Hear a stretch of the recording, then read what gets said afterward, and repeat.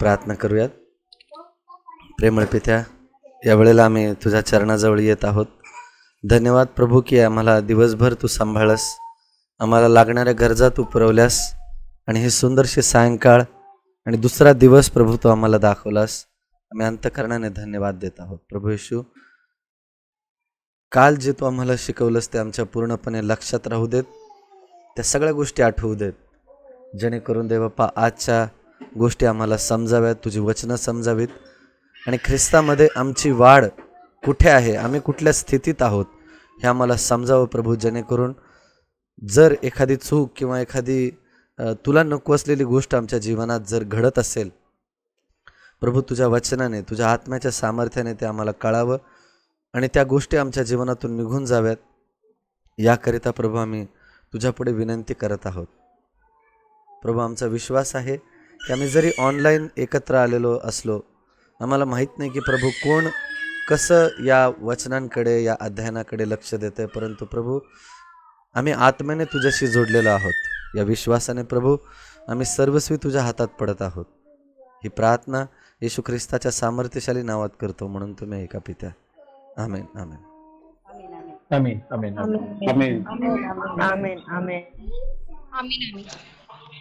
प्रियांनो, हा जो स्टडी आपण काल आणि आज आणि उद्या देखील करणार आहोत, हा मी अगोदर याच्याबद्दल कल्पना तुम्हाला दिलेली आहे, कारण ह्या गोष्टी अशा आहेत ज्या यापूर्वी आपण शिकलोय, परंतु त्या एकाच गोष्टीकडे आपण फोकस केलेला नाही आहे.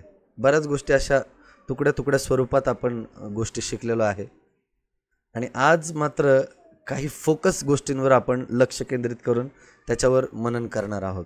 का? कारण ज्या गोष्टी आपल्या काही दिवसांमध्ये मी बघितल्यात, आपल्या सगळ्या भावंडांमध्ये जो निर्णय घ्यायला पाहिजे होता, ज्या गोष्टी व्हायला हव्या होत्या, त्या गोष्टी तिथपर्यंत जात नाहीत. कारण काही असू शकतं वेगवेगळं, परंतु आत्म्याने, देवाच्या आत्म्याने आज आपल्या प्रत्येकाच्या अंतःकरणात कार्य करावं म्हणून कदाचित देवाने योग्य वेळी हा संदेश आपल्यापर्यंत आणलाय. कुणी सांगेल आपण काल कुठल्या कुठल्या गोष्टी बघितल्यात? जे काही तुम्हाला आठवतंय ते तुम्ही सांगू शकता. प्रभू येशूवर विश्वास ठेवण्याची स्थिती. येस. कुठल्या कुठल्या त्या स्थिती आहेत? प्रथम, विश्वास नवजात बाळासारखे आहे. छोट्या छोट्या गोष्टीसाठी रडणे, काहीही तोंडात टाकणे, खाताना सांडणे, पसारा करणे. आमेन. आमेन. काय गोष्टी शिकवतात ह्या आपल्याला?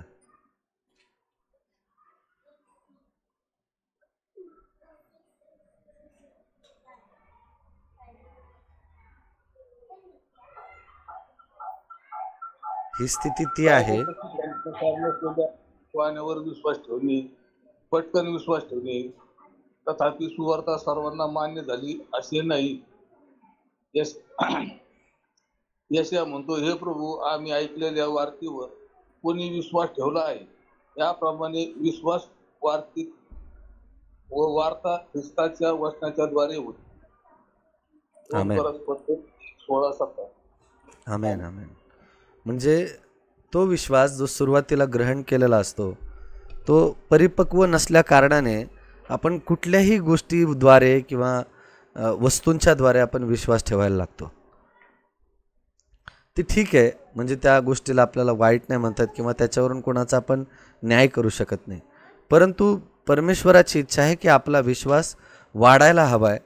प्रभू येशू म्हणतो बघा, विश्वासाबद्दल तो उदाहरण देताना आपल्याला सांगतो की मोहरीच्या दाण्यासारखा जरी विश्वास असला आणि आपण म्हटलो की ह्या पर्वताला इथून उपटला जा आणि समुद्रात टाकला जा, तर तसे होईल. आता हा मोहरी एवढ्या विश्वासाबद्दल प्रभू येशू ख्रिस्त आपल्याला सांगतोय. का सांगतोय? कारण तो मोहरीचा दाणा छोटासा असतो, परंतु जमिनीत टाकल्यानंतर हळूहळू वाढून त्याचं मोठं रोप तयार होतं. आमेन. आमेन. आमेन. आमेन. आमेन. कारण वाढ हा निसर्गाचा नियम आहे. जशी झाडांची वाढ होते, बीची वाढ होते, तशीच आपल्या विश्वासात, आपल्या आध्यात्मिक जीवनातही वाढ व्हायला हवी. आपल्या कामातही वाढ व्हायला हवी, आपल्या आध्यात्मिक जीवनातही वाढ व्हायला हवी. जर आपण तिथल्याच स्थितीत आहोत, त्याच परिस्थितीत आहोत, याचा अर्थ काहीतरी बिघडतंय, बिनसलंय. पण धन्यवाद देवाला की आपली ही संध्याकाळची सकाळची प्रार्थना आपल्याला ख्रिस्तामध्ये टिकून धरते आणि आपल्या नको असलेल्या गोष्टी आपल्याला वचनाने कळतात आणि आपण पुढे जायला तयार होतो. आमेन. आमेन. मी छोटीशी उजळणी करतो लास्ट पॉईंटची. बघा, हा लास्ट मुद्दा आपण बघितला होता, ख्रिस्तामध्ये बालपणातून तरुणपणात जाताना. आता ह्या गोष्टी कशा घडतात? पहिला मुद्दा आपण बघितला होता, ख्रिस्तामध्ये जगलेले आयुष्य स्वस्थ मनाचे आयुष्य असते. भावना उचंबळून आल्याच पाहिजेत असे नाही, पण मन देवावरील श्रद्धेमुळे नेहमी स्वस्थ व शांत असायला पाहिजे. बघा, प्रत्येक वेळेस आपण भावनावश होऊन ख्रिस्तावर विश्वास कधीच धरू नये. म्हणजे घडीतच मला असंच वाटतंय, घडीतच मला तसं वाटतंय, ह्या भावनांच्या आधारे जर आपण जगायला लागलो ना, तर आपण ख्रिस्तापासून कधी मागे फिरू ना आपल्याला कळणार पण नाही. कारण तो विश्वास भावनेच्या आधारावर आहे. किंवा पास्टर मला बोलले आणि मला कसं तरी झालं, त्यांनी प्रार्थना केली, माझ्या डोक्यावर हात ठेवला आणि मला थरथर कापच सुटला. ह्या सगळ्या माणसाच्या अंतकरणात होणाऱ्या भावना आहेत, त्याच्यावर कधीच आपला विश्वास नसायला हवाय. समजते सगळ्यांना? आमेन. आमेन. म्हणून त्या प्रत्येक वेळेस उचंबळून आल्याच पाहिजेत असं नाही. कारण एक परिपक्व विश्वास बायबलच्या सिद्धांतावर आधारलेला असतो. म्हणजे आज मला कसंही वाटू द्या, बऱ्याच वेळेला आपण झोपेतून उठलो की आपल्याला निराश वाटायला लागतं आणि मग अख्खा दिवस आपण तसाच निराशेत घालवतो. परंतु जो परिपक्व विश्वास आहे ना, जो बायबलची वचनं आठवतो की परमेश्वराने मला अभिवचन दिलंय की तू निराश होऊ नको, तू घाबरू नको, तू कचरू नको, ह्या वचनांचं तो विश्वास मनन करायला लागतो. आणि आपण त्यावेळेला खचून नाही जात. का? कारण आपण भावनांच्या आधारे नाही चाललो, आपण वचनांच्या आधारे चाललो. आमेन. आमेन. आमेन. पुढे आपण बघितलं, तुमची भिस्त तुमच्या स्वतःवर नाही तर ख्रिस्तावर आहे. तुमचे अशक्तपण त्याच्या बळाशी, तुमचे अज्ञान त्याच्या सुज्ञतेशी, तुमचे कमकुवतपण त्याच्या अमर्याद सामर्थ्याशी जुळलेले आहे. म्हणून तुम्ही स्वतःकडे पाहायचे नाही व स्वतःवर मन केंद्रित करायचं नाही. तुम्ही ख्रिस्ताकडे पाहायला पाहिजे. का पाहायला पाहिजे? कारण प्रियानो, जर आपण स्वतःकडेच बघायला लागलो ना, तर आपण अधिक क्रूर होऊन जाऊ. राग आल्यानंतर माणसाच्या मनात एकच गोष्ट असते की बाबा मला राग येतोय, मला वाईट वाटलंय, त्याने मला बोललं पाहिजे, मला माफी मागितली पाहिजे. म्हणजे जे काय ते मला मला मला मीपणा. जर भावनांच्या आधारे स्वतःकडेच जर आपण बघायला लागलो ना, तर आपल्यामध्ये मीपणा जास्त वाढत जातो. समजते सगळ्यांना? हो ब्रदर. म्हणून आपण कॅम्पमध्ये जो टॉपिक घेतला ना प्रियांनो, की त्या कोकऱ्याकडे बघा, कारण त्याच्याकडेच बघून मनुष्य सुधरू शकतो, स्वतःकडे बघून किंवा कुठल्याही मनुष्याकडे बघून नाही. तोच एक परिपूर्ण उदाहरण आहे आपल्यासाठी. जेव्हा कधी आपल्याला राग येतोय, त्याच्याकडे बघितल्यानेच आपल्याला कळतं की जर त्यानेच राग सहन केलाय, त्याने जर एवढा अपमान सहन केलाय, तर मी त्याचं लेकरू आहे, तर मी हे केलं पाहिजे. आमेन. आमेन. आमेन. आमेन. आमेन. शेवटचा मुद्दा आपण बघितला. मुद्दा आपल्याला सांगतो, त्याच्यावर प्रेम करण्याद्वारे, त्याचे अनुकरण करण्याद्वारे, त्याच्यावर पूर्णपणे अवलंबून राहण्याद्वारे तुम्हाला त्याच्यासारखे बनायचे आहे. ही एक प्रोसेस आहे प्रियांनो. चटकन कोणीही त्याच्यासारखं होत नाही. चटकन कोणीही ताडासारखं झाडासारखं असं पूर्ण वाढत नाही. त्याला एक प्रोसेसमधून जावं लागतं. प्रभू येशू ख्रिस्ताने दाखला दिलाय की अगोदर एक बी असतो आणि ते बी जेव्हा जमिनीत पेरलं जातं तेव्हा त्याच्यातून रोप बाहेर येतं आणि मग ते रोप वाढत जातं आणि त्याच्यातून पीक बाहेर येतं. या सगळ्या परिस्थितीतून मनुष्याला गेलं पाहिजे, जायलाच पाहिजे. जर कोणीतरी उठून म्हटला की पहिल्याच दिवशी म्हटला माझा खूपच विश्वास आहे, खूपच विश्वास आहे, प्रियांनो निश्चित समजून जा की असा व्यक्ती डेंजर झोनमध्ये आहे. डेंजर झोनमध्ये म्हणजे काय की तो चटकन निघून जाऊ शकतो. म्हणून स्वतःला सांभाळा. ऐकताय मला सगळे? हो ब्रदर. आमेन. मला खूप भीती वाटते जेव्हा कोणी असं बोलतो. त्या व्यक्तीची भीती वाटते आणि त्या व्यक्तीसाठी जास्त प्रार्थना करूशी वाटते. कारण सैतान अशा व्यक्तीच्या भोवती असं काही जाळं आखतो ना की तो नंतर तोच व्यक्ती देवाला दोष द्यायला लागतो की तिथं प्रार्थनेला गेल्यामुळेच माझं असं झालं, असं नव्हतं व्हायला पाहिजे, तसं नव्हतं व्हायला पाहिजे. का? कारण तो विश्वास परिस्थितीनुसार किंवा चमत्कारावर आधारलेला विश्वास आहे. काहीतरी घडलं किंवा चमत्कार बघितला आणि त्या चमत्कारावर विश्वास ठेवला आणि त्याच्याप्रमाणे जगायला लागला.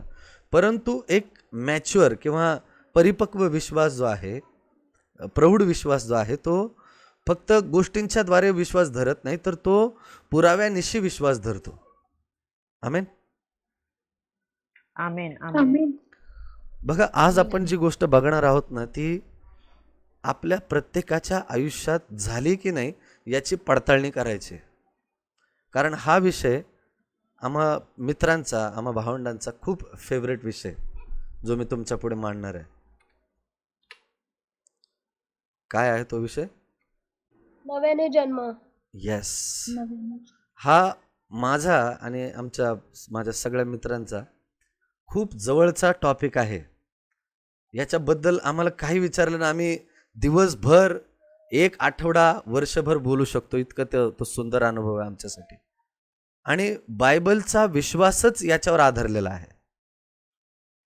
कुणी उघडेल योहान 3रा अध्याय बायबलमधून? योहान शुभवर्तमान 3रा अध्याय, पहिली 5 वचनं आपण वाचूयात. आता हे आपल्या सगळ्यांना या गोष्टीची पारख करायची प्रियांनो. हे वचन वाचलं जात असताना किंवा आपण त्याच्यावर मनन करत असताना प्रत्येकाला वैयक्तिकरित्या पडताळणी करायची. येस, कोणी वाचेल? हा, त्रिशाला ताई.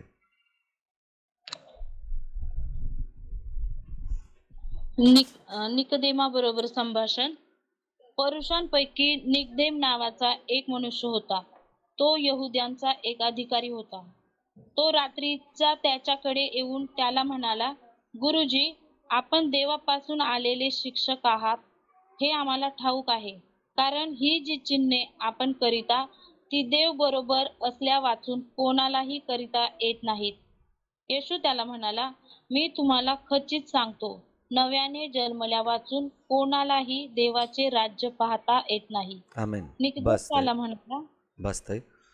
बघा प्रियांनो, हा निकेदम जो एक शास्त्री आहे किंवा शिक्षकांचा पण तो शिक्षक आहे, आणि त्याच्याशी बोलताना प्रभू येशू ख्रिस्त त्याला ही गहनगूज गोष्टी सांगतोय. त्याला म्हणतोय की स्वर्गाच्या राज्यात नव्याने जन्मल्या वाचून कोणालाच जाता येणार नाही. प्रियांनो, हे इतकं महान गुज आहे ना, ते जर आपण समजलो तर आपल्याला स्वर्गाच्या गोष्टी, प्रभू येशू ख्रिस्त जे काही सांगत आहे त्याच्या गोष्टी, त्याचं रहस्य आपल्याला कळेल.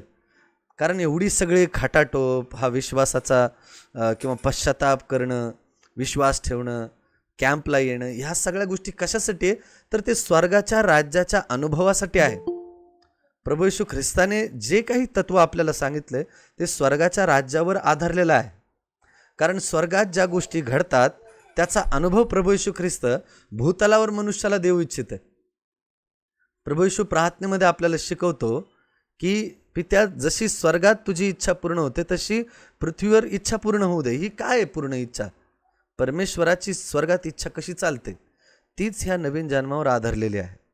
कारण परमेश्वर कधीच कोणाला बळजबरीने त्याच्या हृदयात काम करत नाही, तर तो हृदयाचं दार ठोकवतो आणि मग दार उघडल्यानंतर तो आतमध्ये प्रवेश करतो. आता ही दार उघडण्याची जी प्रक्रिया आहे आणि त्याने आपल्या अंतःकरणात येऊन भोजनास बसणं, ते सुसंवाद करणं, याला नवीन जन्म म्हटलेला आहे. का नवीन जन्म म्हटलंय? कारण आत्ता जे आपण जीवन जगतोय त्या जीवनाच्या द्वारे आपण परमेश्वराचा अनुभव घेणं फार मुश्किल आहे. कारण आपल्या प्रत्येकाचा स्वभाव हट्टी आहे आणि विश्वास आपण पटकन ठेवत नाही. पटकन ठेवत नाही म्हणजे काय की कुठल्या ना कुठल्या शंका कुशंकांनी आपण घेरलेला असतो आणि विश्वास तर ठेवतोय, परंतु इतरांवर प्रेम करण्याची जेव्हा वेळ येते तेव्हा आपण मागे हटतो किंवा हातचा राखून त्याच्यावर प्रेम करतो. परंतु प्रीती जी आहे ती परिपूर्ण आहे. जेव्हा एखाद्यावर प्रेम करायला आपल्याला शास्त्र सांगतं, प्रभू येशू ख्रिस्त सांगतो, तेव्हा तो परिपूर्ण प्रेम करायला सांगतो. पण परिपूर्ण प्रेम आपल्याकडून होत नाही. का? कारण आपण सगळे या भूतलावरचं जीवन जगतोय. स्वार्थाने भरलेलं जीवन जगतोय. म्हणून आपल्याला देवसुद्धा समजणं कठीण चाललंय. लक्षात येते सगळ्यांना? ऐकताय मला? हो ब्रदर. आणि जर ख्रिस्त आपल्याला कळायचं आहे, समजायचं आहे, तर नव्याने जन्म होणं फार गरजेचं आहे. कारण प्रभू येशू ख्रिस्त त्या शास्त्रालाच सांगतोय की नव्याने जन्मल्या वाचून कोणालाच स्वर्गाचे राज्य पाहता येत नाही. आता हे नवीन जन्म काय आहे?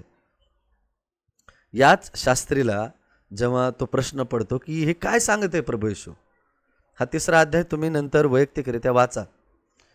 तेव्हा नंतर जेव्हा तुम्ही मला भेटताल तेव्हा जर तुमच्याकडे प्रश्न असतील तेव्हा मला कळेल की हा तुम्ही हे अध्याय वाचलाय.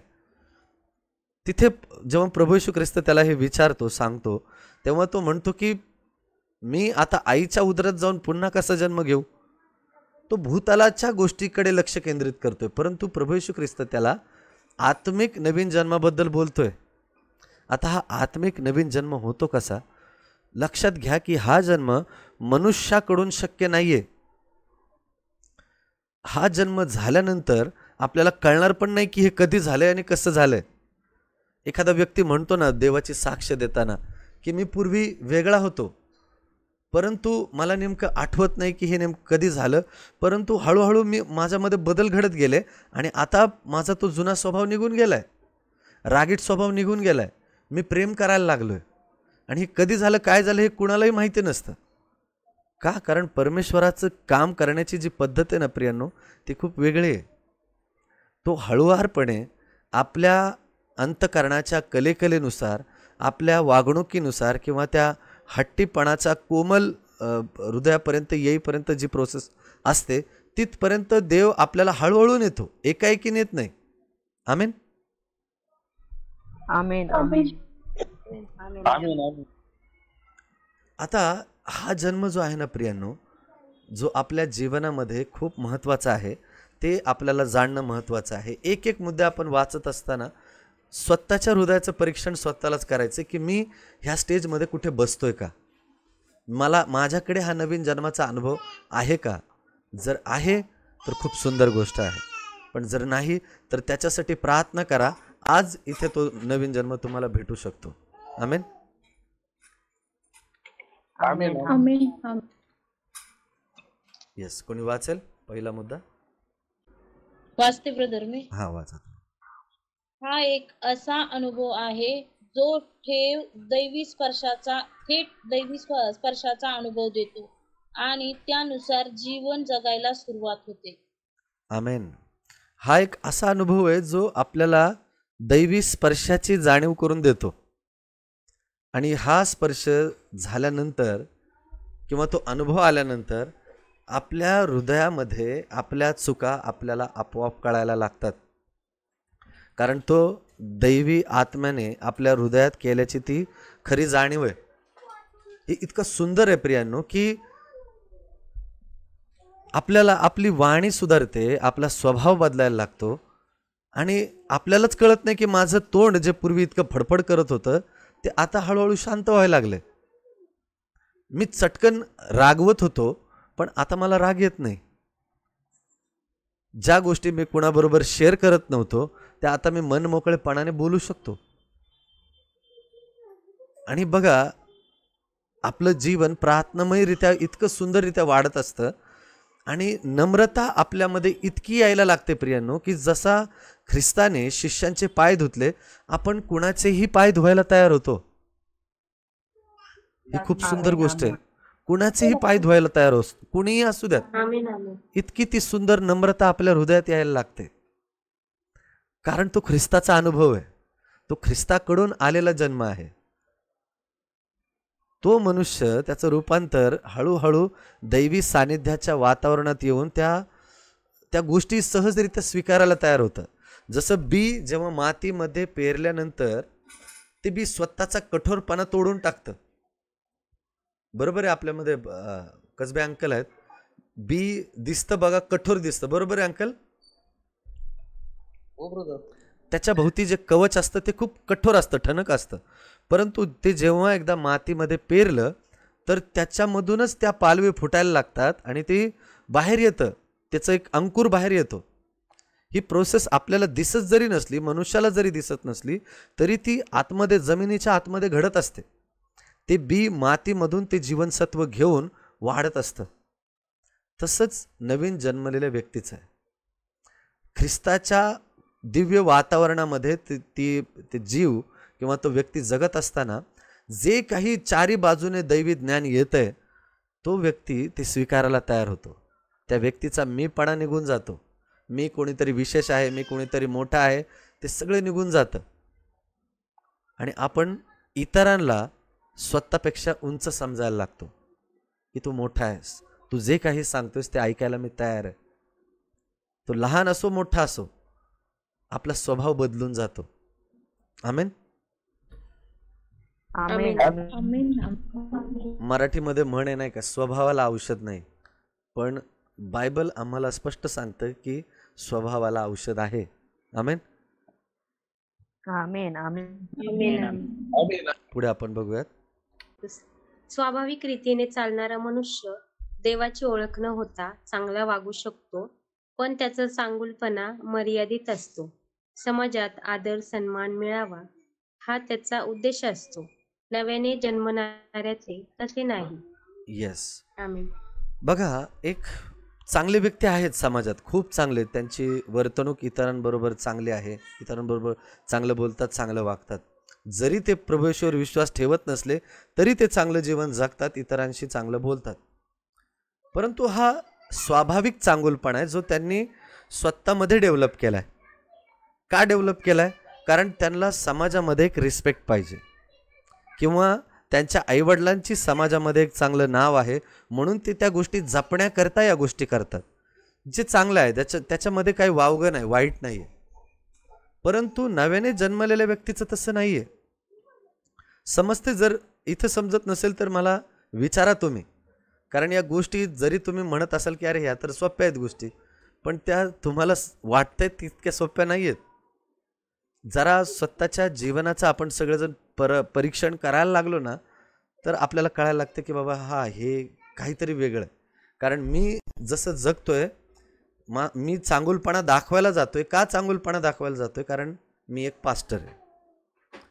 मला देवाशी जोडायचंय किंवा देवाशी मला एकनिष्ठ राहायचंय, ही गोष्ट वेगळी राहते. परंतु बऱ्याच वेळेला एक देवाचा सेवक देखील नकळतपणे असा वागायला लागतो, स्वतःच्या प्रयत्नांनी चांगला वागायला लागतो. म्हणून प्रियांनो, बघा, हा जो स्वाभाविक रीतीचा मनुष्य आहे त्याला बायबल सांगतं की तो जुन्या कराराप्रमाणे चालणारा व्यक्ती आहे. कसा? कारण जुना करार आपल्याला हे शिकवतो की तुम्ही तुमचे प्रयत्न करताय. प्रयत्न मनुष्याचे काय आहेत? की मी चांगला वागेल, मी अमुक करेल, मी तमुक करेल, देवाकडे येण्यासाठी मी प्रार्थना करेल, देवाकडे येण्यासाठी मी उपवास करेल, म्हणजे जे काय आहे ते मी करेल. परंतु नव्याने जन्मणाऱ्या व्यक्तीचं तसं नाही आहे. नव्याने जन्मणारा व्यक्ती सर्वस्वी देवावर अवलंबून असतो. त्याला एक मात्र माहिती असते की माझ्यामध्ये जे काही चांगलं आहे ते देवामुळे आहे, कारण तो चांगला आहे म्हणून मी चांगला आहे. त्याचा चांगुलपणा माझ्यामध्ये काम करत आहे म्हणून माझ्याकडून चांगल्या गोष्टी घडतायत. ते ख्रिस्ताचं स्वरूप आहे जे आपल्यामध्ये हळूहळू घडत असतं, ते बदल घडून येत असतात. सामाजिकरित्या चांगला वागणारा मनुष्य हा समाजामध्ये त्याची चांगली इज्जत असावी, रिस्पेक्ट असावी म्हणून तो चांगला वागत असतो. परंतु नव्याने जन्मणारा व्यक्ती, त्याला फरक पडत नाही की कोण काय म्हणत आहे. त्याला फक्त एकच माहिती असतं की मला ख्रिस्तावर प्रेम करायचं आहे आणि त्या प्रेमामुळेच त्याच्यामधून तो चांगुलपणा निघतो. आमेन. आमेन. आमेन. आमीन. आमीन. बघा, बायबल आपल्याला शिकवतं, आपल्याला विशाल भाऊने खूप सुंदर संदेश दिला देवाच्या चरित्राविषयीचा, की देवाचा स्वभाव किंवा देवच मुळात प्रीती आहे. बघा, देवाला प्रेमच करता येतं. जे काही त्याने केलंय ते प्रेमाच्या द्वारेच केलंय आणि प्रेमानेच केलंय, कारण तो मुळातच प्रेम आहे. म्हणजे पाण्याचा गुणधर्म काय? पाणी आपण कशासाठी पितो? हो, बरोबर. म्हणजे पाण्याने किती जरी समजा ठरवलं की बाबा नाही मला कोणाची ताण भागवायची नाही, तरी तसं होऊ शकतं का? नाही होऊ शकत, कारण पाण्याचा गुणधर्मच तहान भागवण्यासाठी आहे. पाण्यामध्ये जे काही सत्व आहे ते त्याच्यासाठीच आहे. पाण्यामध्ये ऑक्सिजन आहे, जेणेकरून ते पिल्यानंतर आपल्या शरीरामध्ये ऑक्सिजनचं प्रमाण चांगलं राहतं, कारण त्याचा तो गुणधर्म आहे. तो वेगळा करता येत नाही काही केला तरी. तसंच देवाचा गुणधर्म किंवा देव प्रीती आहे हे बदलताच येत नाही. देवाला कधीच वाईट वागता येत नाही. त्याच्यामध्ये तीळ मात्र सुद्धा वाईटपणा नाही आहे. आणि जेव्हा मनुष्य ख्रिस्तामध्ये नवीन जन्म घेतो त्याचंही त्याच गोष्टीमध्ये परिवर्तन व्हायला लागतं. परिपूर्णतेकडे आपण जायला लागतो. एकदमच परिपूर्ण होत नाही. परिपूर्ण आपण तेव्हाच होणार आहे जेव्हा आपण स्वर्गात घेतले जाणार आहोत, परंतु तोपर्यंत आपली ती प्रोसेसच राहणार आहे. पेत्र आपल्याला म्हणतो की आत्ता जे काय आपल्याला दिसतंय ते अंधुक दिसतंय, अस्पष्ट दिसतंय, परंतु एक वेळ अशी येणार आहे जिथे आपण स्पष्ट पाहणार आहोत. आमेन. आमेन. आमेन. म्हणून बघा, आपल्याला हे ओळखायचं आहे की एक लक्षात घ्या, जरी कोणी परंपरागत ख्रिस्ती असला तरीही तो या अनुभवातून वंचित असू शकतो. आणि ज्याने कोणी ख्रिस्ताला स्वीकारले परंतु नवीन जन्म काय आहे हेही त्याला माहीत नसतं, असेही काही भावंड आहेत. नवीन जन्म असंही काही असतं, कारण त्यांनी लोक पाण्यामध्ये बुडतायत किंवा बाप्तिस्मा घेत आहेत म्हणून ते जायला लागतात, लोक चर्चला जात आहेत म्हणून तोही व्यक्ती जातो, चमत्कार घडतायत म्हणून तोही विश्वास ठेवतो. त्या व्यक्तीचा नवीन जन्माशी काही संबंध नसतो. असा व्यक्ती काय करतो, वरपांगीपणाने ख्रिस्ताला स्वीकारतो आणि त्याचं जीवन, त्याची जगण्याची पद्धत ती सगळी जशी जुनी पद्धत आहे तसेच तो चालायला लागतो. काही घेणं देणं नसतं की पुलपिटवरून काय उपदेश येतोय, बायबल वाचलं पाहिजे, याचं त्याला काही घेणं देणं नाही. त्या व्यक्तीला असंच माहिती असतं की बाबा हे सगळं बायबल, चांगलं वागणं हे त्या पास्टरांसाठी आहे, माझ्यासाठी नाही. माझ्यासाठी फक्त एकच आहे, चर्चमध्ये या, दशमांश द्या आणि घरी जा. बदल हा तो व्यक्ती स्वीकारतच नाही. परंतु नव्याने जन्मणाऱ्या व्यक्तीचं तसं नाही आहे. जेव्हा पण नवीन गोष्ट शिकवली जाते, हा नवीन जन्मलेला व्यक्ती ते ग्रहण करायला सतत तयार असतो. का? कारण त्याची इच्छा असते की मला वाढायचं आहे. आपण बोलण्यापेक्षा ऐकणं जास्त मान्य करतो. इतरांचं ऐकायला आपण सतत तयार असतो, कारण प्रभू येशू ख्रिस्त सुद्धा इतरांचं नेहमी ऐकत आलाय, इतरांचं दुःख जाणून घेत आलाय. आमेन. आमेन. आणि एक सुंदर गोष्ट काय माहिती आहे नवीन जन्माची, आपण बऱ्याच वेळेला खूप सेन्सिटिव्ह होऊन जातो. सेन्सिटिव्ह म्हणजे काय, इतरांच्या भावना, इतरांचं दुःख आपल्याला इतकं जवळून जाणवायला लागतं की प्रार्थना करताना त्या व्यक्तीचं दुःख जणू काय माझं दुःख आहे हे समजून आपण प्रार्थना करायला लागतो त्याच्यासाठी. इतकं ते गहन आणि डीप होऊन जातं. का? कारण ते ख्रिस्ताचं हृदय आहे. प्रभू येशू ख्रिस्त सुद्धा जेव्हा इतरांसाठी प्रार्थना करत होता, मध्यस्थी करत होता, कारण ते दुःख तो अंतःकरणातून फील करू शकत होता. नवीन जन्मणाऱ्या व्यक्तीचं देखील तसंच आहे, तो ते दुःख फील करू शकतो. आमेन. जेव्हा पण एखादा व्यक्ती दुःख घेऊन सांगायला त्याच्याकडे येतो, तो त्याला झिडकारत नाही, तो त्याचं ऐकून घ्यायला पहिला तयार असतो. आमेन. ही खूप सुंदर गोष्ट आहे. आता बघा, याच्या नंतरची जी बाब आहे ती फार महत्वाची आहे. आता आपण ख्रिस्ताला ओळखलं, ख्रिस्तावर विश्वास ठेवला आणि विश्वासात वाढतोय. मग पुढे काय? आपला नव्याने जन्म झाला, मग पुढे काय? पुढे जी सगळ्यात महत्वाची बाब आहे ती तुमच्या स्क्रीनवर आहे. कुठली गोष्ट आहे ती? बाप्तिस्मा. फार महत्वाची बाब आहे.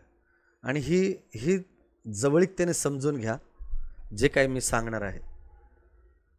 बघा, बाप्तिस्मा म्हणजे धर्म परिवर्तन नाही. पहिलं तर हे समजून घ्या. समजले सगळ्यांना? क्लिअर आहात सगळे? हो ब्रदर. कोणीही कोणाचाही धर्म परिवर्तन पाण्यातून बाहेर काढून, बुचकाळून बाहेर काढला म्हणजे तो आता ख्रिश्चन झाला असं होत नाही. बाप्तिस्मा या शब्दाचा अर्थ आणि त्याच्यामधल्या गहनगूज गोष्टी, हे चिन्ह प्रभू येशू ख्रिस्ताने का दिलंय ख्रिस्ती विश्वासकांमध्ये, हे समजणं महत्त्वाचं आहे. आपण बघूयात प्रभू येशू ख्रिस्त आपल्याला काय शिकवतो. हे वचन आपण वाचूयात. कोणी वाचेल? हो, मी वाचते. तेव्हा येशू जवळ येऊन वाचताय. हा, वाचा पूजाताई. तेव्हा येशू जवळ येऊन त्यांच्याशी बोलताना म्हणाला, स्वर्गात आणि पृथ्वीवर सर्व अधिकार मला दिलेला आहे. तेव्हा तुम्ही जाऊन सर्व राष्ट्रातील लोकांना शिष्य करा. त्यांना पित्याच्या, पुत्राच्या, पवित्र आत्म्याच्या नावाने बाप्तिस्मा द्या. जे काही मी तुम्हाला आज्ञापिले ते सर्व त्यांना पाळण्यास शिकवा. आणि पहा, युगाच्या समाप्तीपर्यंत मी सर्व दिवस तुमच्या बरोबर आहे. मत्ते 28:18-20. आमेन. आमेन. प्रभू येशू ख्रिस्त मेला, तो पुनरुत्थित झाला आणि शिष्यांना त्याने वेगवेगळ्या प्रकारे तो 40 दिवस बोलत राहिला आणि मग त्याचं स्वर्गारोहण झालं. जाताना त्याने शिष्यांना हे सांगितलं, हे आज्ञा दिली आणि हे कृतीमध्ये करायला त्यांना सांगितलं. काय सांगितलं? की तुम्ही जा आणि जे काही मी तुम्हाला शिकवलंय ते लोकांना शिकवा, शिष्य करा. त्यांना पिताच्या, पुत्राच्या आणि पवित्र आत्म्याच्या नावात त्यांना बाप्तिस्मा द्या. जे काही मी आज्ञा पिलंय, जे काही प्रभू येशू ख्रिस्ताने शिकवलंय आणि तो जसा जीवन जगलाय तसं त्याने इतरांना जगायला, शिकवायला सांगितलंय. पण बाप्तिस्मा घेण्याची जी स्थिती आहे ती आपल्याला जाणणं फार महत्त्वाचं आहे.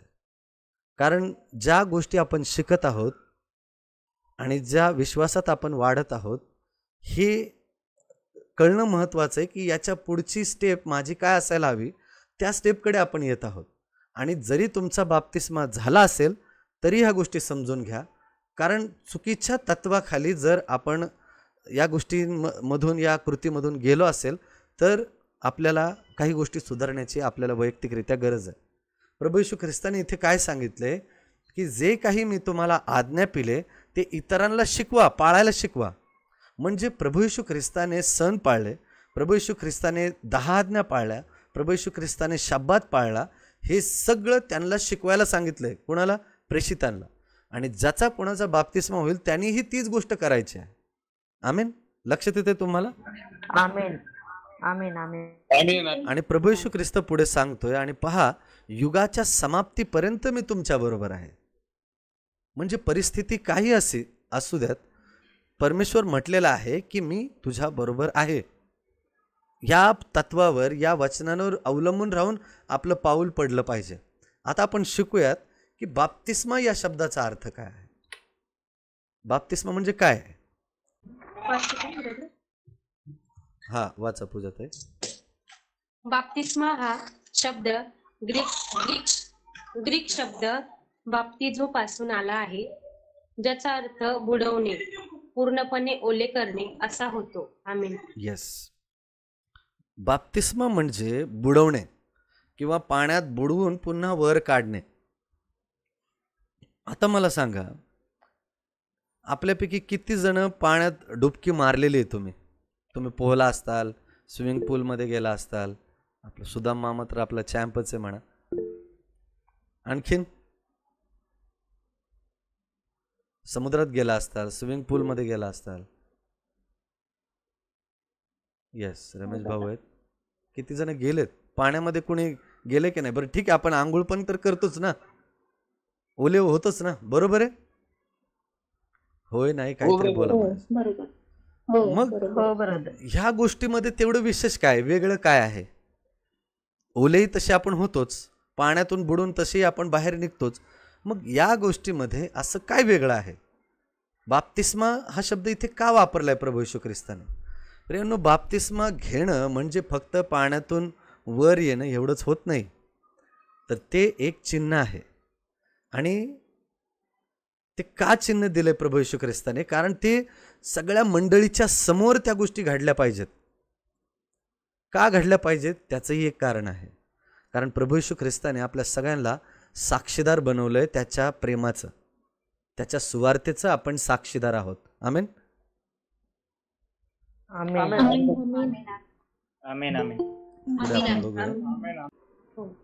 बाप्तिस्मा हा येशूचे अनुसरण करण्याच्या तुमच्या दृढनिश्चयाची साक्ष देतो आणि तो ख्रिश्चन व्यक्तीच्या जीवनाचा आणि श्रद्धेचा अविभाज्य भाग आहे. हीच हीच दृढनिश्चय तुम्हाला तुमचा विश्वास धैर्याने आणि भीतीशिवाय जगण्यास प्रेरित करते. आमेन. आमेन. आता बघा, एक उदाहरण मी तुम्हाला सांगतो. एक मुलगा आणि मुलगी तरुण आहेत, म्हणजे विवाहाच्या पर्यंत येऊ शकतील इतके ते तरुण आहेत, आणि ते दोघेही एकत्र राहत आहेत. लग्न नाही झालेलं पण एकत्र राहत आहेत. तुम्हाला काय वाटतं की समाज त्या गोष्टी मान्य करेल काय? नाही. नाही. पण काय फरक पडतो ना, ते दोघंही एकमेकांना मान्य आहेत, त्या दोघांनाही एकत्र राहण्याची इच्छा आहे, लग्न नाही झालं तरी काय फरक पडतो? त्यांना समाजापुढे ते लग्न केलं जातं, ते त्यांना ते समोरासमोर दिसलं जातं, त्याच्यामुळेच पण असू शकते. बरं, लग्न काय दर्शवतं असं? त्या दोघांनी लग्न करायची जरी इच्छा धरली किंवा मग लग्न केले ना, असं काय वेगळं राहतं? कारण ते तर ऑलरेडी लग्नाच्या अगोदरही एकत्र राहत आहेत आणि त्यांनी दोघांनी एकमेकांना कमिटमेंट दिले की आम्ही राहणार आहे सोबत, काही जरी झालं तरी. मग त्याला लग्नच करायची काय गरज आहे? त्यांना एक समाजाच्या संदेश मिळतो. रूढीप्रमाणे त्यांना लग्न करावं लागतं आणि लग्न केल्यानंतर समाज त्यांना त्या नजराने बघत नाही. जगासमोर नाही का स्वीकार करायचा असतो एकमेकांचा, म्हणून. येस, कळतंय तुम्हाला ही गोष्ट कशाशी संबंधित आहे? कारण बाप्तिस्मा हे फक्त पाण्यातून वर काढणं एवढंच नाही आहे. तुमच्या विश्वासाची साक्ष तुम्ही सगळ्यांना सांगताय. तुम्ही मुखाने कबूल केलंय. हा मीनाताई, तुम्हाला काय बोलायचं? हा ब्रदर, बोला ना. लग्न झाल्यानंतर ते नवरा बायको म्हणून असे ओळखले जातात. मी दोघं नवरा बायको त्यांचे लग्न झाले असं पण दर्शवलं. येस, कारण प्रियांनो, नाव मिळतात ते नवरा हा, बायकोचं. येस, कारण तिथे दोघांची शरीरच नाही तर मन जुळली जातात आणि ते निर्धास्तपणे जुळली जातात. बरोबर? तिथे ते दोघंही जोडपं कधी घाबरत नाही कुणाला.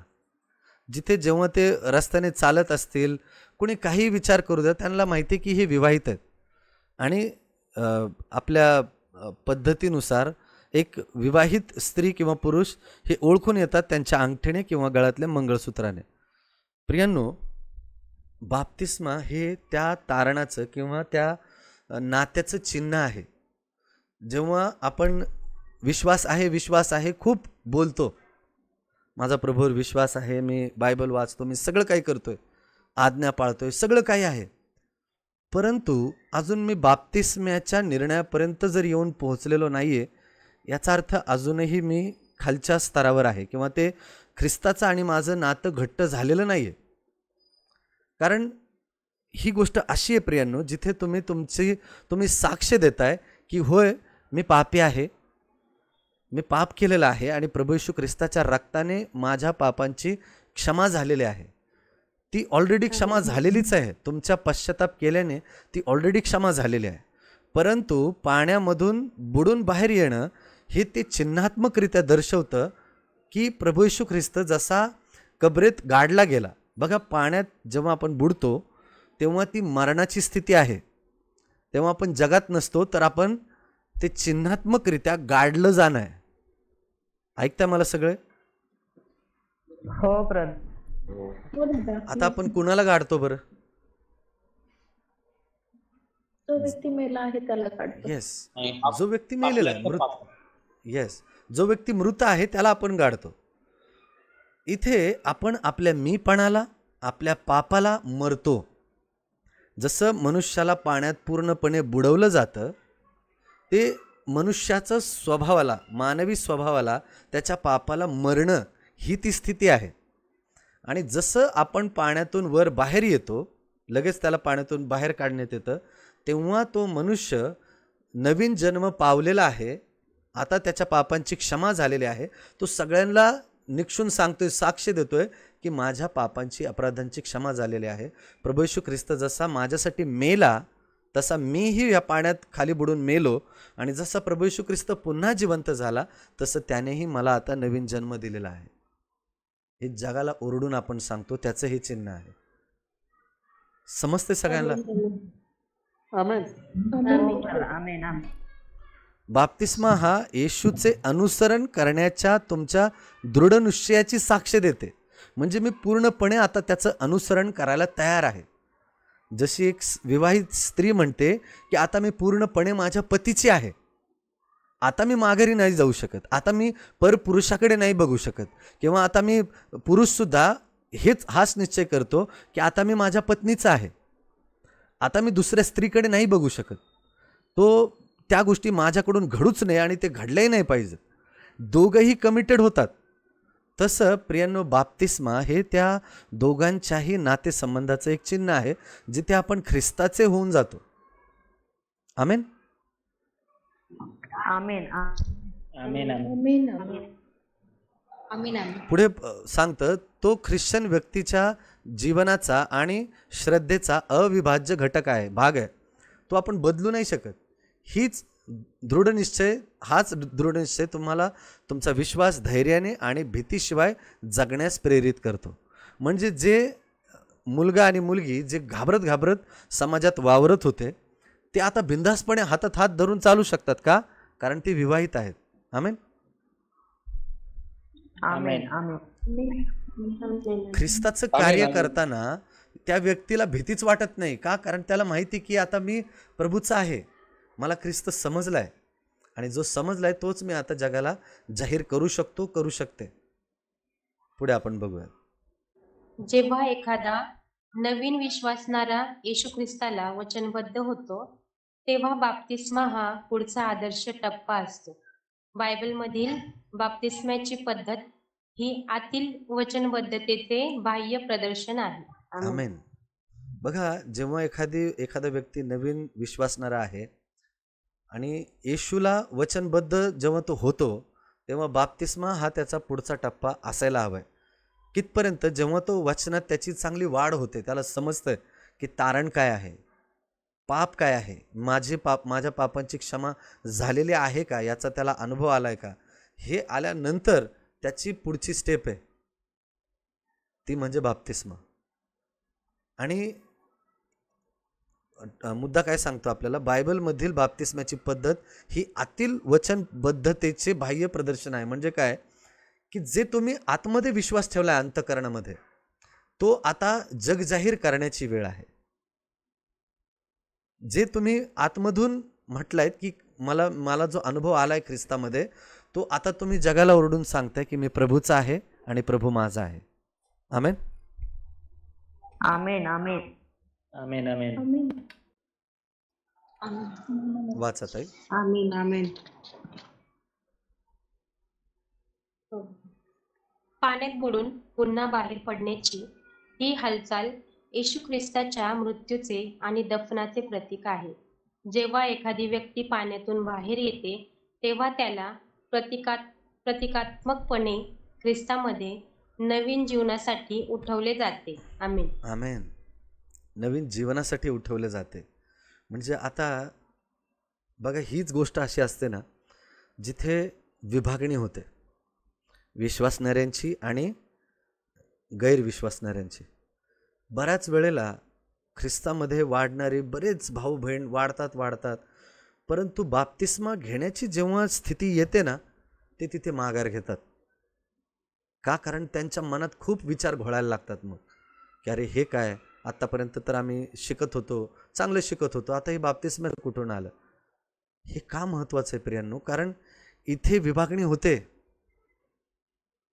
स्पष्टपणे बोलायचं म्हटलं तर आपण ख्रिस्ताकडे कशासाठी आलो आहे, काय उद्देश आहे? फक्त आपल्या गरजा भागवण्यासाठी आलो आहोत का ख्रिस्ताला पूर्णपणे ग्रहण करण्यासाठी आलो आहे? जेव्हा आपण तयार होतो ना ख्रिस्ताला पूर्णपणे ग्रहण करण्याची, तेव्हा ही बाप्तिस्म्याची स्थिती आहे. आमेन. आमेन आमेन. एखादी स्त्री किंवा एखादा भाऊ विवाह मंडपात येऊन असं म्हटला की बाबा नाही आता मला ह्या मुलीशी, किंवा मुलगी म्हणाली या मुलाशी मला लग्न करायचं नाही आहे, किती भयानक तिथे गोष्ट निर्माण होईल विचार करा. त्या नातेवाईकांमध्ये किंवा त्या परिस्थितीमध्ये किती गोंधळ निर्माण होईल. पण हा फक्त त्या लोकांचाच नाही तर त्या दोघांच्याही नाते संबंधातला गोंधळ आहे. म्हणून त्या स्थितीपर्यंत येण्याच्या अगोदर आपला विश्वास अगोदर भक्कम झालाय का याचं परीक्षण करणं फार महत्त्वाचं आहे. ख्रिस्ताला मी त्या स्थितीपर्यंत ओळखलेलं आहे का, माझ्या पापांची मी क्षमा मागितलेली आहे का, माझी क्षमा झालेली आहे का, या अनुभवातून आपल्याला जाणं गरजेचं आहे. आणि जर तुम्ही गेलेले आहात तर प्रियांनो, बाप्तिस्मा तुमच्यासाठी आहे. जर तुम्हाला नवीन जन्माचा अनुभव झालेला आहे, ख्रिस्ताला तुम्ही स्वीकारलेला आहे, तुम्ही तुमच्या सगळ्या पापांची अपराधांची क्षमा देवाकडे मागितलेली आहे आणि आता तुम्ही मागे जाणारच नाही आहे, तर बाप्तिस्मा तुमच्यासाठी आहे. पुढे आपण बघूयात. आमेन आमेन. आमेन आमेन. शेवटचा मुद्दा आहे. वाचा ताई. वाचते. प्रभू येशूवर विश्वास आहे, मग बाप्तिस्मा घेणे बंधनकारक आहे का? ही एक अट आहे का? आता हा प्रश्न आहे आपल्या मननासाठी. प्रभू येशूवर विश्वास आहे, मग बाप्तिस्मा घेणं बंधनकारकच आहे का, घेतलाच पाहिजे का? जे वडील आहेत किंवा पोक्ता आहेत, तुम्ही उत्तर देऊ शकता याचं? काय वाटतं तुम्हाला? पास्टर असाल किंवा वडील असाल किंवा तुम्ही विश्वासात परिपक्व झालाय, तुम्हाला काय वाटतं? बाप्तिस्मा घेणं बंधनकारक आहे का? बंधनकारक हा शब्द मी वापरला तिथे. ब्रदर, बंधनकारक तर नाही, पण हा एक काय म्हणू आपण त्याला, एक विधीचा नियम आहे जो की आपण घ्यायला पाहिजे. आमेन. आणि मला बंधनकारक म्हणण्यापेक्षा हे केलं पाहिजे. येस, मला हे उत्तर अपेक्षित होतं जे पास्टरने एकदम बरोबर दिलंय. Thank you so much pastor. हां, संदीप दादा. हा, तेच आता दादा बोलले तेच, की बंधनकारक तर नाहीच, पण आपण ईश्वरचा विश्वास आणि येशूने जे आपल्याला म्हणजे तारण आणि आपण कशासाठी येशू जवळ आलो हे समजून घेतल्यानंतर बप्तिस्मा घेणे योग्य आहे असं. आमेन. आणि आमेन. आपण त्याचं म्हणजे जसं पती पत्नीचं प्रेम आहे तसं आपलंही येशू ख्रिस्ताव प्रेम आहे हे प्रतीक दावण्यासाठी घेणं गरजेचं आहे. येस. असं आता हे बंधनकारकही नाही आहे किंवा ही काही अट पण नाही आहे, कारण हा तुमचा चॉईस आहे. जिथे कोणीही तुम्हाला बळबळ पाण्यात नेऊन बुचकाळणार नाही आहे.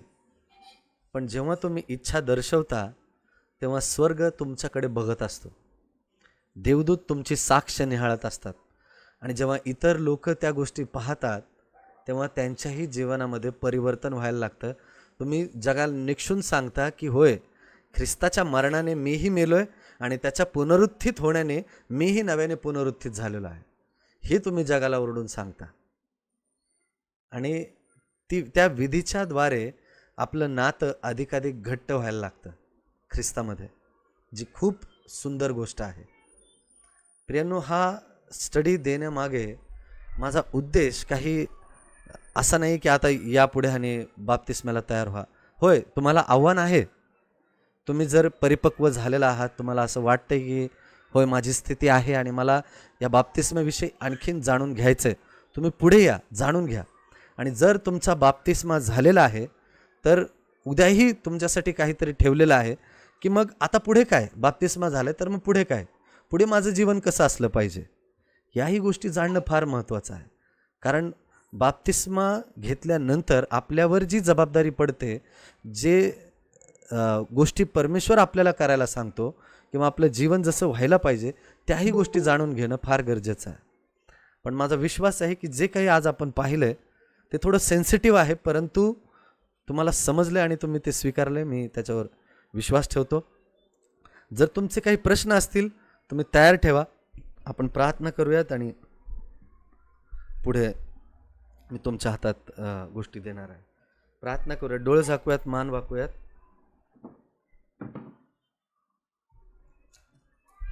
लक्षात घ्या की हा विषय ॲक्च्युली पूर्वीही याच्याविषयी शिकवलं जाणं व्हायचं होतं, परंतु देवाची इच्छा योग्य वेळी असते, योग्य वेळी तो योग्य गोष्टी शिकवतो. आपण डोळे झाकूयात, मान वाकून प्रार्थना. प्रेमळ पित्या, या वेळेसाठी आम्ही अंतःकरणाने धन्यवाद देत आहोत की तू आम्हाला प्रभू जे काही आज शिकवलंय ते आमच्या वैयक्तिक जीवनासाठी फार महत्त्वाचं आहे.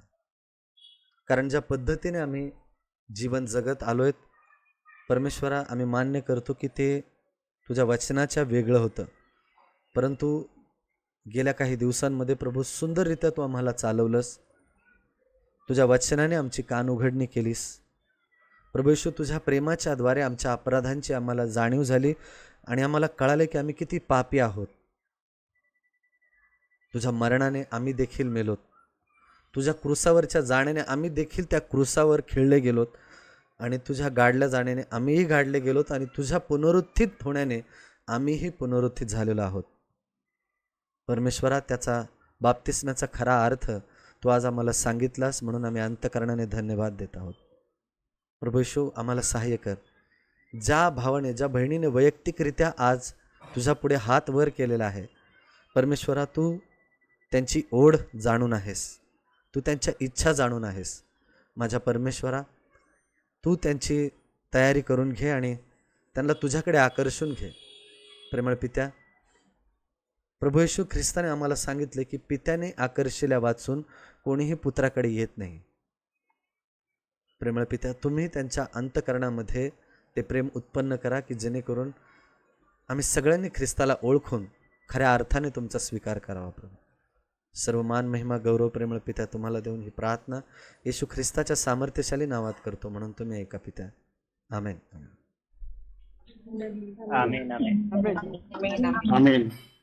आमेन. आमेन. ओके, आता जर काही तुमचे प्रश्न आहेत, तुमच्याकडे काही मुद्दे आहेत, तुम्ही ते बोलू शकता, प्रश्न विचारू शकता. जर खरंच तुम्हाला समजलं आहे, तुम्ही ऐकलंय, तर प्रश्न असायला पाहिजेत ॲक्च्युली तुमचे. बघूयात आपण, कुणाला काही विचारायचं आहे? हां मामा. काही चर्चेस मध्ये ते क्रॉस याच्यावर काढतात कपाळावर, आणि तो बाप्तिस्मा योग्य आहे का? हां, हे एक महत्त्वाचा प्रश्न आहे ॲक्च्युली. मी काही मंडळांमध्ये बघितले, काही जण डोक्याला तेल लावून बाप्तिस्मा करतात.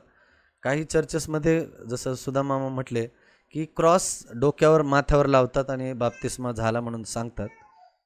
हे तसं नाही आहे प्रियांनो, त्याला बाप्तिस्मा नाही म्हणत.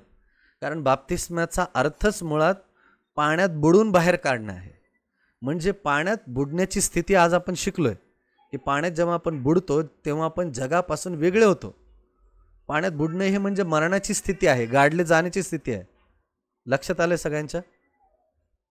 आणि पाण्यातून वर येणं म्हणजे मरणातून पुन्हा जिवंत होणं ही ती स्थिती आहे. म्हणून क्रॉस लावून बाप्तिस्मा, तेल लावून बाप्तिस्मा हे सगळं शास्त्राप्रमाणे नाही आहे. थँक्यू सो मच मामा या प्रश्नासाठी. प्रभू येशूचा ज्या रीतीने बाप्तिस्मा झाला त्या रीतीनेच आपला देखील बाप्तिस्मा व्हायला पाहिजे, बरोबर ना? आमेन. आमेन. येस, एकदम बरोबर पास्टर. पण असं न करता काही ठिकाणी पाण्याने शिंपडून बाप्तिस्मा दिलं जातं. जसं की ह्यांची जी शिकवण आहे, पाणी ग्लासभर घ्यायचं हातात आणि तिथंच शिंपडायचं डोक्यावर आणि झाला बाप्तिस्मा. आणि मग त्यांना जर डिस्कस केलं तर ते अशा पद्धतीनं आपल्याला उत्तर देतील, पौल आणि शिलाचं जीवन कसं बदललं, बंदिवासामध्ये जो बंदी काय, हे असे प्रश्न उचलतात ते. एका ठिकाणी मला असा प्रसंग पण आला होता की त्यांनी कसा बाप्तिस्मा घेतला त्या रात्री, काय पाणी होतं का तिथं बुडायला, मग त्याचा बाप्तिस्मा कसा झाला सांगू शकता का तुम्ही? म्हणजे हे प्रश्न सवाल जबाब व्हायचे. पण हे चूक आहे पूर्णरित्या, आणि प्रभू येशूचा जसा बाप्तिस्मा झाला तसा व्हायला पाहिजे, हेच मी पटवून सांगण्याचा प्रयत्न केला होता. Yes. Thank you. Yes pastor Abram बोला. आता CNI चर्च किंवा डायसल कॉन्सल म्हणजे असे जे चर्चेस आहेत ते लहान मुलांचा बाप्तिस्मा करतात आणि ते अशा प्रकारे सांगतात की आज जर त्यांचा आम्ही जर संपूर्ण बाप्तिस्मा नाही केला तर उद्या त्यांचा मृत्यू झाला ते कुठं असणार, अशा प्रकारे ते सांगतात. पण हे चुकीचं आहे, कारण देवाचं वचन सांगतं लहान मुलांना मजकडे येऊ द्या, त्यांना तुम्ही मनाई करू नका. कारण लहान मुलांची देवाला आवडणारी मुलं. जोपर्यंत आपल्याला समंजस बुद्धी येत नाही तोपर्यंत आपण बाप्तिस्मा घेऊ शकत नाही. येस, एकदम बरोबर. काही चर्चेसमध्ये तहानीला नवजात बाळाचा सुद्धा बाप्तिस्मा केला जातो किंवा दृढीकरण करताना काही 5-6 वर्षाच्या मुलांचा लेकरांचा बाप्तिस्मा केला जातो. बाप्तिस्मा ही विधी जी आहे प्रियांनो, ती आपल्या पाप क्षमेबद्दल आहे आणि पापांची जाणीव होणं फार महत्त्वाचं आहे, तेव्हा ती स्टेप उचलली जाते. आता लहान लेकरांना काय माहिती की त्यांनी पाप केलंय की नाही केलंय, बरोबर आहे? येस, अगदी हो, बरोबर. बरोबर. त्यांना ती समजच बरोबर. नाही. म्हणून अशा वेळेला लेकरांना त्या विधीमध्ये इन्व्हॉल्व करणं हे चुकीचं आहे. बाप्तिस्मा ही पूर्ण सबकॉन्शियस माइंड, आपली बुद्धी, आपली इंद्रिय जागे पाहिजेत की मी हे कशासाठी घेतोय, का करतोय, पाप काय आहे, पाप क्षमा काय आहे, नवीन जन्म काय आहे, बायबलची वचनं पाळणं काय आहे, हे जोपर्यंत कळत नाही तोपर्यंत त्या व्यक्तीला बाप्तिस्म्याच्या विधीकडे नेणं चुकीचं आहे. Yes, thank you pastor Abraham. हा, संदीप दादा बोला. जरा विषय वेगळा नाही, बत्तिस्माच्या वरतीच आहे. पण प्रश्न असा होता की ज्यावेळेस आपण विश्वासात वाढतो, वचनात वाढतो आणि आपल्या ग्रुपवर आपण एकमेकांना प्रार्थना करण्यासाठी सांगतो आणि एकमेकांना प्रार्थना करत असताना आपले नातेवाईक किंवा आपले मित्रमंडळी असतात आणि त्यांच्याकडे आपण ज्यावेळेस प्रार्थना करतो अगदी हृदयांतकरणापासून देवावर विश्वास ठेवून आणि त्यावेळेस ती प्रार्थना ऐकली जाते आणि ती ऐकली गेल्याच्या नंतर ज्यावेळेस समोरची व्यक्ती म्हणते तुमचा बत्तिस्मा झालाय का असं विचारलं गेलं मला.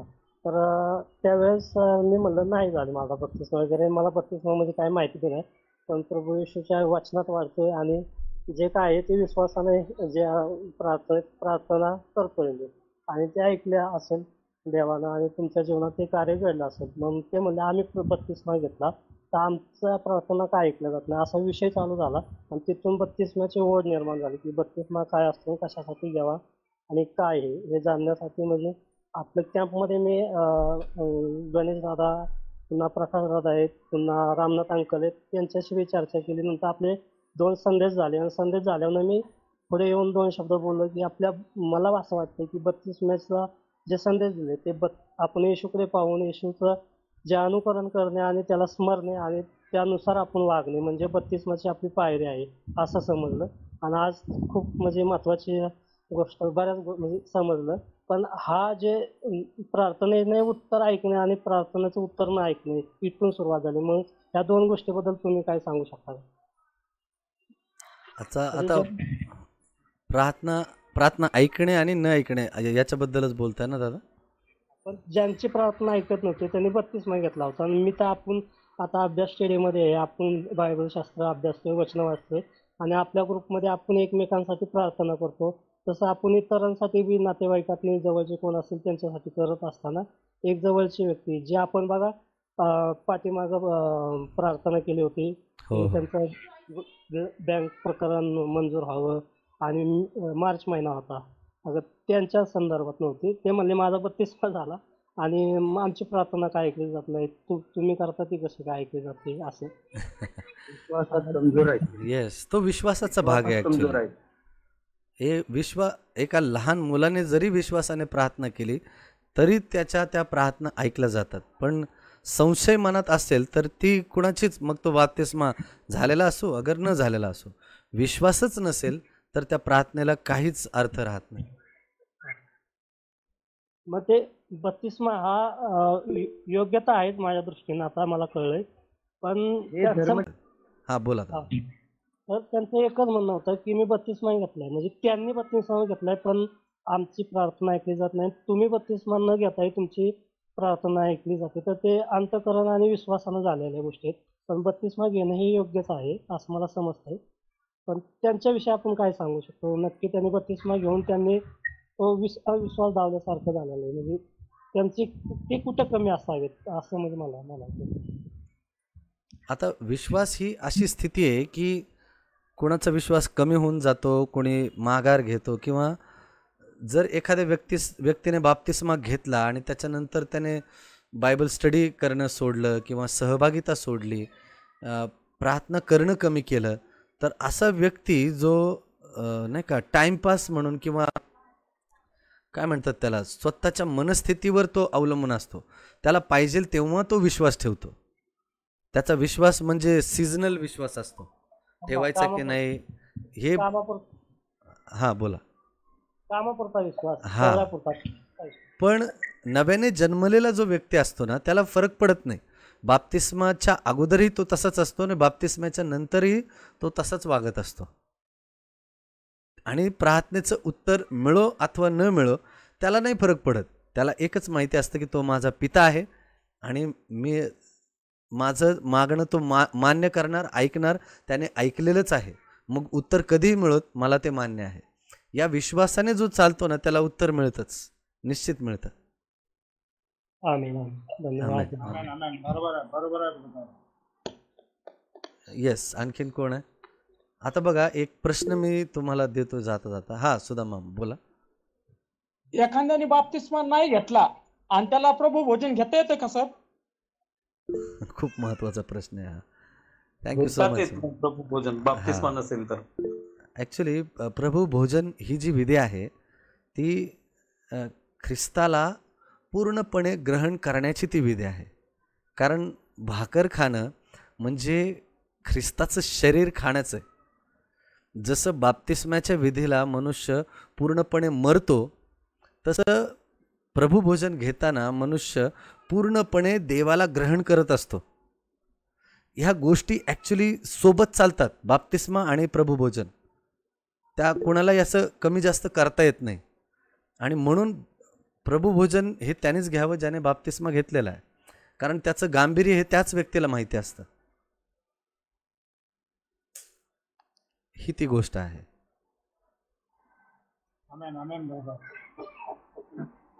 ॲक्च्युली का घेऊ नये त्याचंही कारण आहे. समजा तो व्यक्ती घरातही भाकर खातोयच ना, चर्चमध्ये येऊन भाकर खाणं असं काय वेगळं करतं त्याला? कारण चर्चमधली ती सहभागिता आणि ज्या उद्देशाने ती भाकर मोडली जाते आणि जो संदेश तिथे दिला जातो आणि जी विश्वास प्रणाली उत्पन्न होते तिथं विश्वास हाच असतो की हे ख्रिस्ताचं शरीर आहे आणि तो जो प्याला आहे ते ख्रिस्ताचं रक्त आहे. ते मी ग्रहण करतोय म्हणजे माझ्या शरीरातही तोच आहे, माझ्या रक्तातही ख्रिस्ताचीच शिकवण वाहते, त्याच्यापेक्षा वेगळं काहीच नाही. असा व्यक्ती प्रभुभोजन घेऊन जर दुटप्पी जीवन जगतोय, इवन त्याने बाप्तिस्मा जरी घेतला असेल, लक्षात घ्या, त्याने बाप्तिस्मा जरी घेतला असेल आणि तरी असा व्यक्ती प्रभुभोजन घेतोय आणि बाहेर गेल्यानंतर व्यसन करतोय, वाईट वागतोय, तर ती बाप्तिस्म्याची जी विधी आहे ती त्याच्यावर भयानकरित्या कार्य करू शकते. त्यांनी जशी कल्पना पण नसेल केली कधी. अशी पण गोष्ट मी पाहिली. म्हणून ती विधी फार पवित्र. येस, वॉयलेट ताईंनी हात वर केला होता. हा पानसरे आंटी बोला. हा मी म्हणते praise lord sir. Praise the lord. मी आता तरी ऐकत होते बाप्तिस्माबद्दल. मला पण एक प्रश्न विचारायचा सर. हा हा बोला. बाप्तिस्मा तर आपल्या कास्ट सर्टिफिकेटला काय त्याच्यावर आपल्या ख्रिश्चन धर्मांचं काय असं येतं का सर्टिफिकेट आपल्याला? हा फार सेन्सिटिव्ह मुद्दा आहे. आता बघा, जसं मी अगोदर म्हटलं, आता त्याच्याने काय फरक पडत नाही की कास्ट सर्टिफिकेटवर बदल केलाय की नाही केलाय, काही फरक पडत नाही. पण मध्ये फार महत्त्वाची गोष्ट आहे. मी ख्रिस्ताला स्वीकारलंय म्हणजे मी ख्रिस्ताचा आहे, ख्रिस्त माझा आहे आणि जे काही मी तिथून पुढे जीवन जगणार आहे ते ख्रिस्ताच्या वचनाप्रमाणे जगणार आहे. आता मी जुन्या गोष्टी नाही जगू शकत, जुन्या रूढी परंपरेप्रमाणे मी नाही जगू शकत. लक्षात येतंय? आणि जेव्हा पण माझी ओळख मी कुणाला सांगेल तेव्हा मी काय म्हणून सांगेल हे फार महत्त्वाचं आहे. आता ते आपल्या दाखल्यावर असो अथवा नसो. मी तर आजही जेव्हा माझा बाप्तिस्मा झाला ना, मी कुठेच जातीच्या दाखल्याचं सर्टिफिकेट सबमिट केलेलं नाही.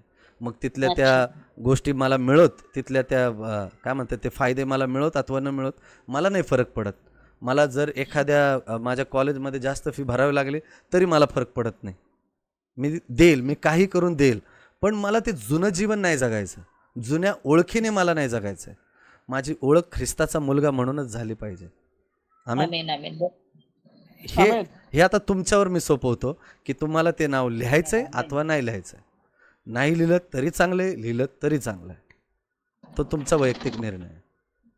बरोबर आहे. आमेन आमेन. येस. वॉयलेट ताई. ब्रदर सेवन्थ डे ऍडव्हेंटेज मध्ये आपण पाय धुण्याची विधी करतो. हां हां. तर तुमच्याच एक ताईचा प्रश्न आहे, मला झालेली आहे तिथं गोष्ट. तर त्या डायरेक्ट म्हणाल्या की मी पाय धुवू का असं विचारलं त्यांना. तर त्या म्हणाल्या नाही, मी प्रभुभोजन घेणार नाहीये, तर मग मी पाय सुद्धा धुणार नाही. तर मग हे कितपत बरोबर आहे? नाही, त्यांचं ते बॅप्टिझम झालेलं आहे. ॲक्च्युली हे पाय धुण्याची विधी जी आहे ना, ती कोणीही करू शकतं. माझं अंतःकरणातून हे म्हणणं आहे. कारण पाय धुण्याची विधी ही नम्रतेची विधी दाखवली गेली, सांगितली गेली. आता नम्र होण्यासाठी त्या व्यक्तीला बाप्तिस्मा घेतला पाहिजे असं काही नाही आहे. पाय धुण्याच्या विधीत कोणीही प्रवेश करू शकतो, जो अंतःकरणाने नम्र व्हायला तयार आहे. बरोबर आहे? म्हणजे बॅप्टिझम ज्याचं झालं नाही ते सुद्धा पाय धुवू शकतात. येस फक्त येस. त्या विधीमध्ये जॉईन होऊ शकत नाही जे भाकरी भाकर, आणि हां, द्राक्षरस भाकर आणि आहेत त्याच्यात. द्राक्षरस त्याच्यामध्ये नाही. पाय धुण्याची विधी ते घेऊ शकतात. ठेवू. येस. हां, पास्टर अब्राम बोला. एकाचा दुसरा प्रश्न असा होता की आता माझा पण बॅप्टिझम झालेला नाहीये, तर बायबल वाचून त्याच्यातलं जे काही शिकवलं आहे आणि ते रोजच मनन करण्याची मला गरज आहे. की जस्ट मी मोबाईल उचलला आणि मोबाईलमध्ये जे डेली बायबलचे वचन येतात ते वाचून त्याचा फायदा नाहीये ना. बायबल मी वाचलंच पाहिजे आणि ते मनन केलं पाहिजे मी, आणि त्याच्यात काय गहन गोष्टी आहेत त्या मी जाणून घेतल्या पाहिजेत, तरच पुढचा पाऊल मी उचलला पाहिजे. हे विचारायचं. एकदम एकदम बरोबर ताई. पहिली गोष्ट तर बाप्तिस्मा होण्याच्या अगोदर आणि बाप्तिस्मा झाल्यानंतर, उलटं बाप्तिस्मा झाल्यानंतर त्या वचनाचा सखोलपणा आपल्याला अधिक समजायला तयार असतो. पण पुष्कळ वेळेला होतं काय, बाप्तिस्मा नंतरच लोक माघार घेतात. का तर बाबा झालंय, आता काय वेगळं करायचं नाही.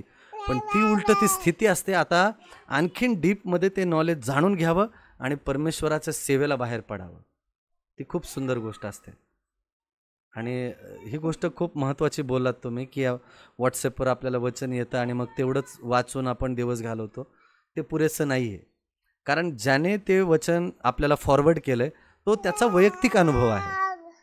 मला आजच्या दिवसाला माझा वैयक्तिक अनुभव पाहिजे त्या वचनाविषयी, म्हणून स्वतः बायबल उघडून ते वचन वाचणं फार महत्त्वाचं आहे. थँक्यू वॉयलेट ताई, खूप सुंदर प्रश्न विचारला तुम्ही. थँक्यू. हां बोला संदीप भाई. आता व्हॅलेंटाईनने जे सांगितलं ना, तोच प्रश्न मी विचारणार होतो की आपण अधिक वाढ होऊ शकते असं माझा म्हणजे विश्वास होता, आणि हेच उत्तर होतं. आणि प्रश्न बी तोच होता आणि विचारायचं होतं की आपण ज्यावेळेस बत्तिस्मा घेतो, बत्तिस्मा होण्याच्या आधीची प्रक्रिया आणि झाल्यानंतरची प्रक्रिया याच्यात आपण अधिक वाढत जात असतोय. असंच होतं जीवनामध्ये बत्तिस्म्यानंतर. आमेन. तर जे प्रश्न होता तेच मला विचारायचा होता, उत्तर तेच मिळालं आहे. धन्यवाद. असं. आमेन आमेन आमेन. आणखीन एक जाता जाता मी प्रश्न विचारतो सगळ्यांसाठी. ऐकतायत सगळे? हो ऐकतो सर, ऐकतो. ओके. 2 बाबी आहेत. पहिली गोष्ट, आता पुष्कळशे भाऊ बहीण असे आहेत की ज्यांनी विश्वास ठेवला परंतु परिस्थितीमुळे त्यांना बाप्तिस्मा घेता नाही आला आणि ते तसेच झोपी गेले. त्या स्टेजला जाईपर्यंत झोपी गेले, म्हणजे मृत्यू झाला त्यांचा. आणि क्रुसावरचा चोर लक्षात येते, ज्याचा बाप्तिस्मा पण नाही झाला. मग अशा व्यक्तींचं काय की ज्यांचा बाप्तिस्मा झाला नाही परंतु ते विश्वासामध्ये झोपी गेले, मग अशा लोकांचं काय होईल हे मला उद्या हां बोला पास्टर बोला. नक्कीच तो प्रभू जवळ जाईल, ह्यामध्ये काही शंकाच नाही. कारण देवाच्या विश्वासामध्ये त्याने वाढलेला आहे, पण काही कारणास्तव त्याचा बाप्तिस्मा झालेला नाही. कारण ते कारण देवाला ठाऊक आहे, ती अडचण त्याच्या जीवनामध्ये काय होती. पण विश्वासाने तो मात्र प्रभूकडे जाईल असं मला वाटतं 100%. आमेन. पण याचं आहे ना उत्तर आपण उद्या पाहूयात. पण मला तुमच्या सगळ्यांकडून तो अभ्यास हवा आहे की ही प्रक्रिया नेमकी घडते कशी. जसं पास्टर बोलले एकदम बरोबर आहे, पण ती प्रक्रिया घडते कशी ते पण आपण बघूयात. कारण बाप्तिस्माशिवाय तर जाणं मुश्किल आहे. कारण प्रभू येशू ख्रिस्त म्हटलेलं आहे ना, पाण्याने आणि रक्ताने बाप्तिस्मा झाल्या वाचून स्वर्गाच्या राज्यात जाता येणार नाही. आता हे काय आहे हे आपण उद्या बघणार आहोत. निश्चितच काहीतरी अद्भुत आहे. खूप सुंदर गोष्ट आहे ती जे आपण उद्या शिकणार आहोत. नक्कीच आम्हाला उद्याचं सेशन ऐकायला उत्सुक आहे. उद्याच्या दिवसाची मी आता वाट पाहत आहे. चालेल, ऐकू आपण. आमेन आमेन आमेन. येस. ओके. कुणाच्या जर आता हां ते पण शिकवणार आहात तुम्ही बॅप्टिझम नंतर काय करू नये व काय करावे येस ह्याच्याविषयी पण शिकवा आम्हाला. येस येस येस तीच गोष्ट आहे उद्याच्या अध्ययनात. खूप महत्त्वाच्या गोष्टी आहेत त्या.